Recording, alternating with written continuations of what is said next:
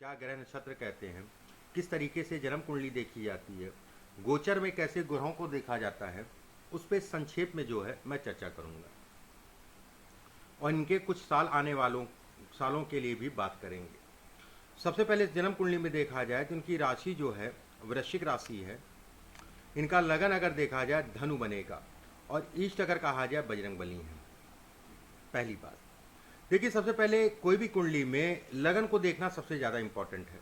लगन का मतलब होता है आपका शरीर और लग्नेश का मतलब होता है आपका दिमाग।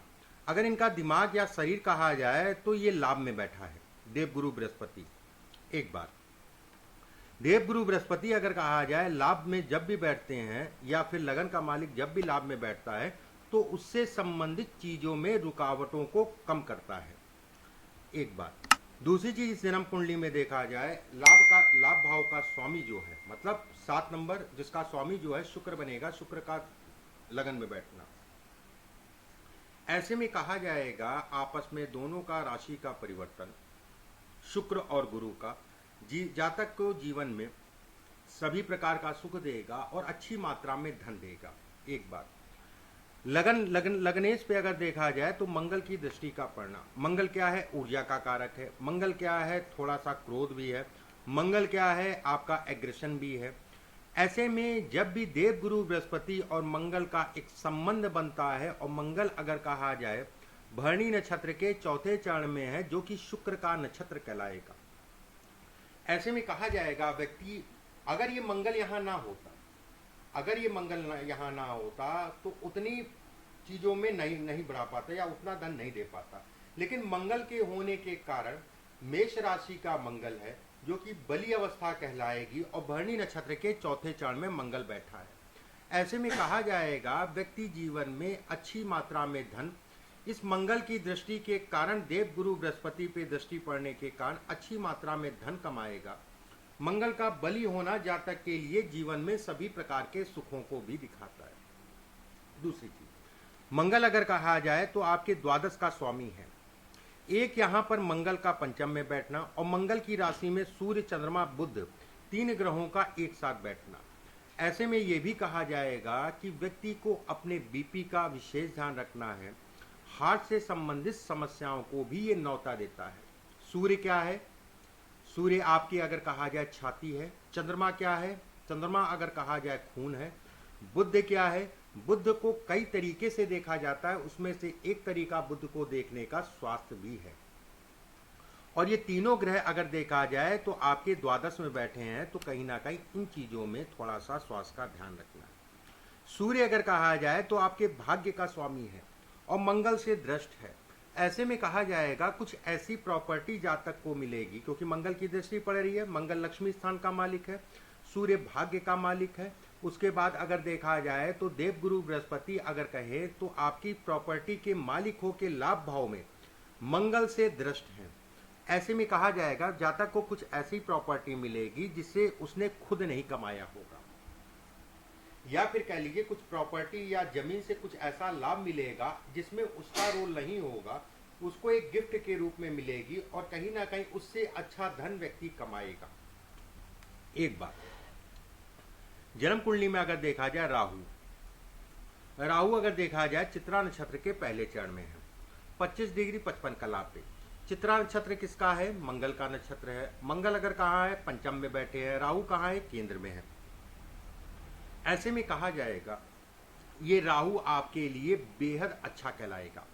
राहु की महादशा अगर कहा जाए तो जीवन में सब कुछ देने वाली होगी। ठीक है, राहु की महादशा अगर कहा जाए जीवन में सब कुछ देने वाली होगी और राहु की महादशा आने वाले समय में लगने वाली है। अभी हम समय पे भी बात करेंगे और किस किस समय पे, अभी केवल हम ग्रहों पे बात कर रहे हैं। राहु अगर देखें तो चित्रा नक्षत्र के पहले चरण में नवमांश में जब देखा जाएगा तो सिंह राशि में। अगर हम चलित की बात कर लेते हैं, चलित में हम राहु देखते हैं तो अपनी ही राशि में है। ऐसे में कहा जाएगा राहु यहाँ पर अति कारक बनेगा। जिसकी राशि में वो मित्र कहलाएगा, जिसके नक्षत्र में है वो कुंडली में अगर कहा जाए कारक है। राहु को आप सभी जानते हैं कि ये ग्रह नहीं है, कहीं ना कहीं छाया ग्रह है। ऐसे में इसकी छाया अगर कहा जाए बुध पे पड़ेगी, इसकी छाया अगर कहा जाए मंगल पे पड़ेगी, मंगल के बल को ये बढ़ाएगा और खासकर व्यक्ति को जमीन से निकलने वाली चीज और जमीन से व्यक्ति को बेहद लाभ मिलेगा। इसके बाद अगर कहा जाए शनि और शुक्र आपके लगन में बैठे हैं धनु राशि में। शुक्र की बात मैंने कही कि लाभ का स्वामी होके लगन में और लगन का मालिक होके देवगुरु बृहस्पति शुक्र जो है आपके लाभ में। ऐसे में कहा जाएगा दोनों ही कहीं ना कहीं धर्म कर्म को दिखाते हैं। और ये भी कहा जाएगा कि लगन से अगर देखें तो देवगुरु बृहस्पति लाभ में, चंद्र कुंडली बना के अगर देखा जाए तो देवगुरु बृहस्पति आपके जो है द्वादश में। द्वादश क्या है? मोक्ष है। ऐसे में कहा जाएगा व्यक्ति धर्म कर्म से संबंधित पूजा पाठ में पूर्ण रूप से लिप्त होगा, एक बात। दूसरी चीज धनु लगन की पत्रिका है और लगन का मालिक अगर देखा जाए तो गुरु है और लगन अगर देखा जाए तो उत्तराषाढ़ा नक्षत्र का पहला चरण है, जो कि अगर कहा जाए सूर्य का कहलाएगा। ऐसे में भी ये भी कहा जाएगा व्यक्ति बाय नेचर अगर कहा जाए बेहद अच्छा होगा नेचर से और कहीं ना कहीं लोगों पे ट्रस्ट करने वाला होगा। इस जन्म कुंडली में अगर कहें देवगुरु बृहस्पति आपके सुख के मालिक हो के लाभ भाव में मंगल से दृष्ट हैं। मंगल यहाँ पर अनुभूति कराएगा, कहीं ना कहीं संतान से संबंधित चीजों में संतान लायक होगी, संतान से कोई दिक्कत नहीं है। लेकिन एक चीज और यहाँ पर है कि संतान के भाव में सूर्य और चंद्रमा और बुध बैठे हैं तो संतान को स्वास्थ्य से संबंधित चीजों में नुकसान देंगे, स्वास्थ्य से संबंधित चीजों में नुकसान देंगे। इसके बाद अगर कहा जाए शनि और शुक्र की युति, यहाँ पर देखिए शनि और शुक्र, शनि कर्म है, शुक्र धन है। शनि अगर कहा जाए तो मारक है, मार्केश है, द्वितीय का स्वामी और तृतीय का स्वामियों के लगन में। शनि शुक्र की युति ये भी कहलाती है ऐसे लोग राजा तुल्य होते हैं, ऐसे लोगों के पास अच्छी मात्रा में धन होता है। ऐसे लोग अगर कहा जाए तो घर परिवार के सुख मिलने में दिक्कत आती है। कहीं ना कहीं पिता का सुख ऐसे लोगों को ना के बराबर मिलता है।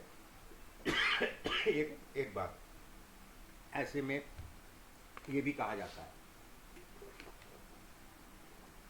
इसके बाद अगर बात किया जाए केतु, केतु आपकी जन्म कुंडली में रेवती नक्षत्र के तीसरे चरण में है।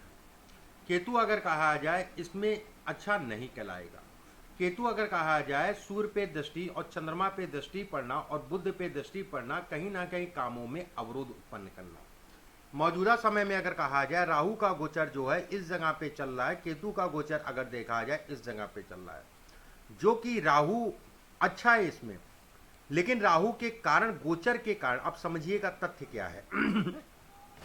गोचर का राहु छठे भाव में मौजूदा समय में गोचर कर रहा है।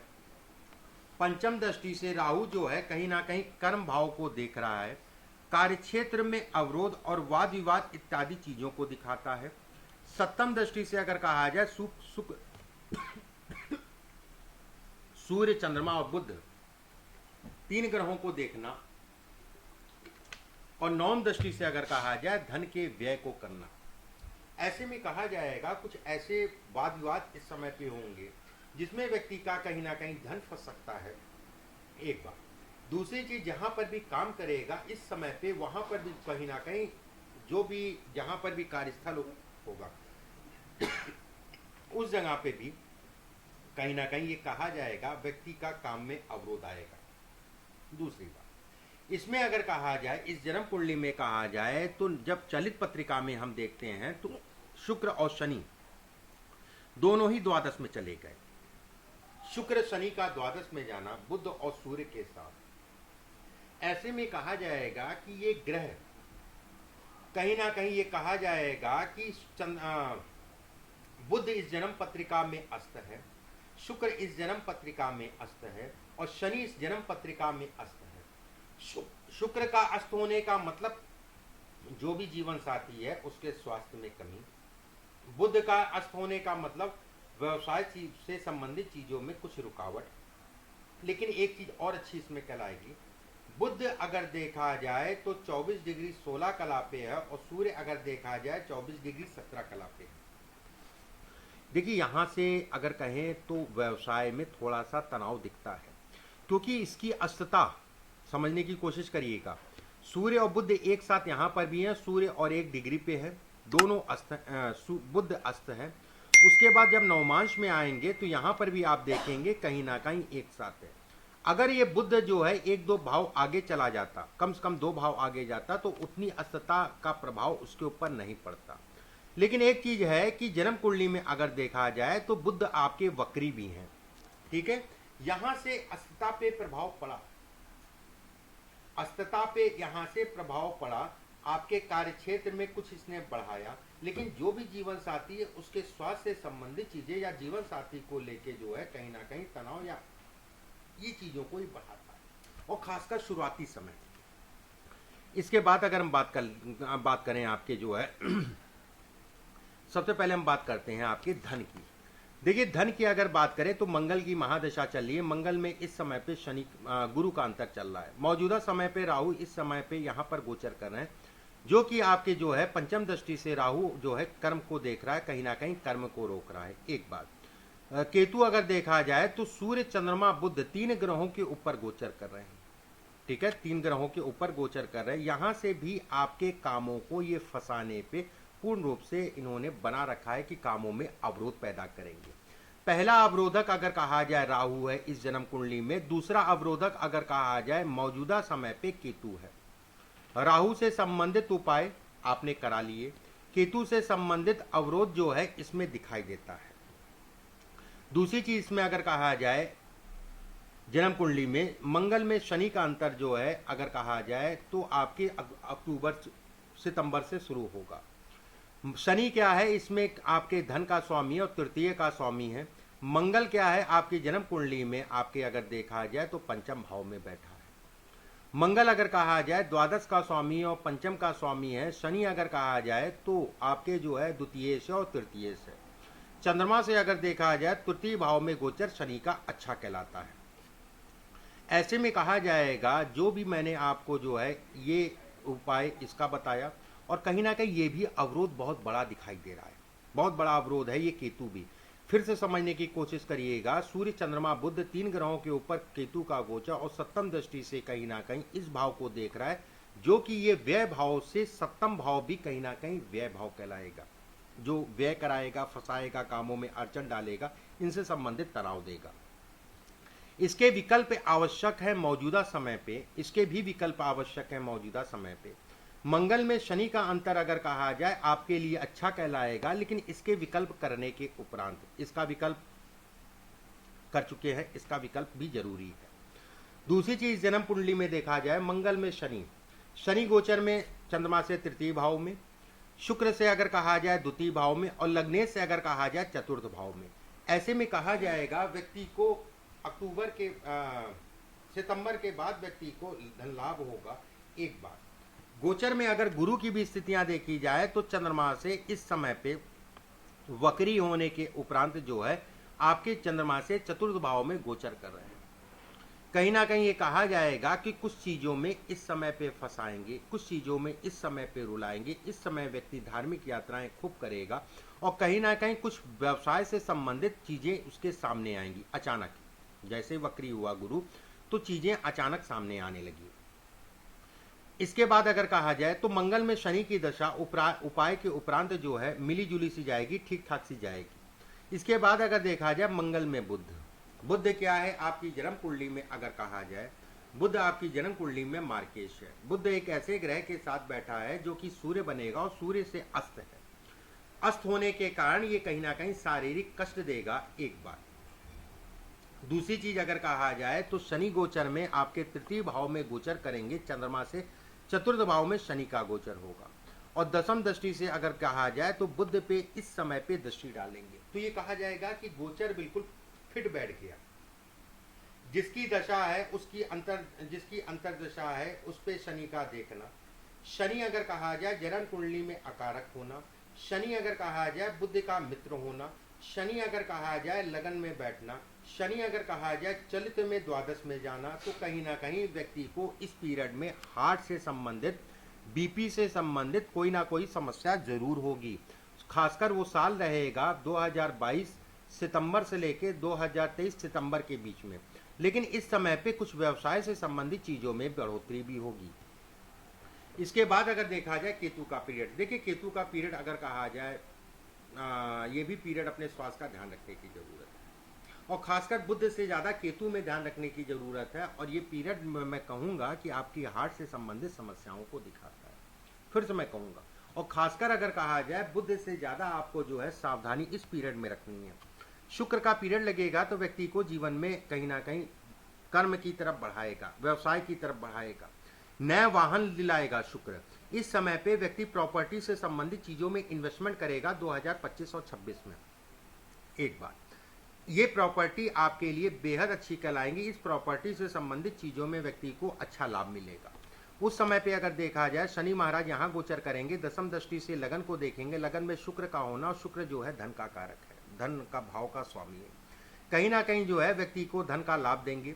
शनि पे दृष्टि और शनि की दसम दृष्टि राहु पे पड़ना, तो ऐसे में काम बढ़ेगा, कहीं ना कहीं व्यक्ति को जमीन से संबंधित चीज़ों में लाभ मिलेगा। और शनि की सप्तम दृष्टि अगर कहा जाए राहु पे पड़ना, व्यक्ति के कामों को बढ़ाएगा। कुछ कर्ज लेगा, कुछ लोन्स लेगा, लेकिन उतर जाएगा, कोई डरने वाली बात नहीं है। इसके बाद अगर कहा जाए तो सूर्य की दशा, चंद्रमा की दशा। चंद्रमा की दशा में अगर कहा जाए थोड़ा सा चीज़ों में रुकावट आएंगी।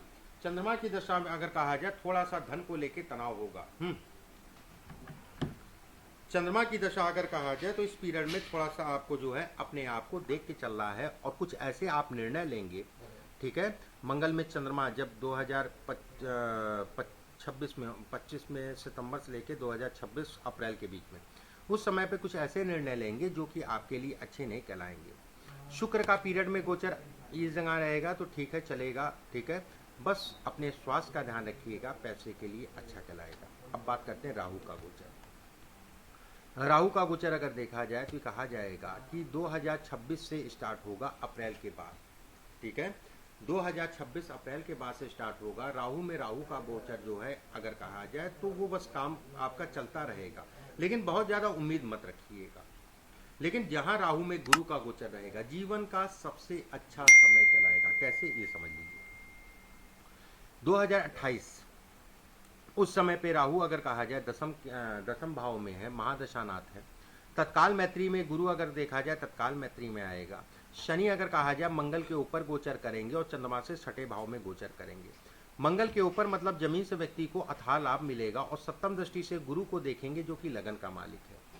शनि और मंगल का अगर गोचर में और ग्रह का संबंध देखा जाए और दसम दृष्टि से शनि की दृष्टि पड़ेगी आपके धन भाव पे, तो ऐसे में कहा जाएगा पिटारा आपका भर देंगे। जैसे कहते हैं 2.5 साल में जो है पिटारा बिल्कुल अचानक आपका भर देंगे। और उसके बाद शनि बुध ये सारे पीरियड आपके लिए बेहद अच्छे कहलाएंगे। जैसे कहते हैं जीवन में सभी कुछ मिलना और बहुत कुछ मिलना, और जीवन में धनी व्यक्ति का होना, जिसे कहा जाता है व्यक्ति बेहद धनी है, वो वाली स्थितियाँ ये पैदा करेंगे, ठीक है। इसमें अगर कहा जाए तो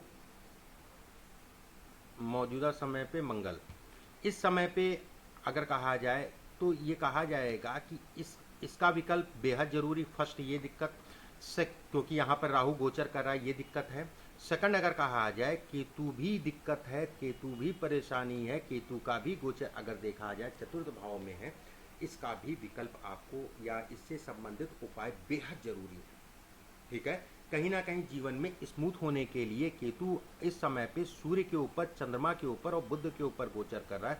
ये गोचर अच्छा नहीं कहलाएगा। कहीं ना कहीं अभी 1-1.5-2 साल का पीरियड है, ये रगड़ के रख देगा, ये परेशान बहुत करेगा, ठीक है। दोनों के विकल्प आप जो है इसको कराइए, ठीक है। और इसमें जीवन बेहद अच्छा है, खूब धन कमाएंगे, कईयों करोड़ों के मालिक बनेंगे। जो ये वाली कुंडली कईयों करोड़ों के मालिक बनाती है।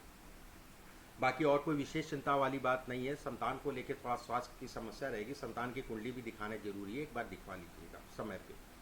और बाकी और कोई दिक्कत वाली बात नहीं है। आने वाले समय में अपने स्वास्थ्य का ध्यान रखिएगा। धन बेहद कमाएंगे, धन के लिए निश्चिंत रहिए। राहु की महादशा इतना धन देगी जितना आप सोच नहीं सकते। अभी के लिए बस इतना ही। नमस्कार।